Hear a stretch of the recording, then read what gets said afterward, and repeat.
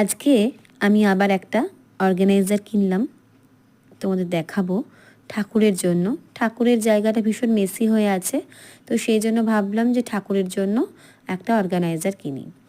এই কথাতে আমি তোমাদের সাথে একটা ছোট্ট গল্প শেয়ার করে নিই।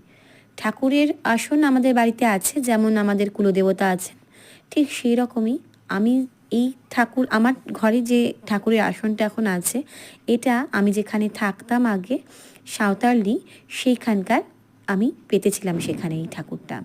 তো আমি যখন প্রথম বিয়ে হয়ে যাই তোমার দাদার কাছে সাঁওতালডিতে, সেখানে দেখলাম গিয়ে একদম যেরকম হয় যে ব্যাচেলার ছেলের জীবন, সেখানে একদম কোনোই ব্যবস্থা নেই।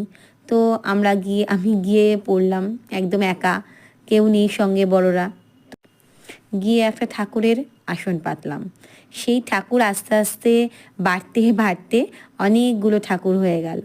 তো সেই ঠাকুর আমি এখানে নিয়ে যখন আবার ট্রান্সফার হয়ে এখানে চলে এলাম, তখন সেই ঠাকুরগুলোকে নিয়ে এসেছি, নিয়ে সেখানে সিংহাসনে এখানে তাদেরকে সাজিয়ে গুছিয়ে রেখেছি। সেটা আর একদিন শেয়ার করব।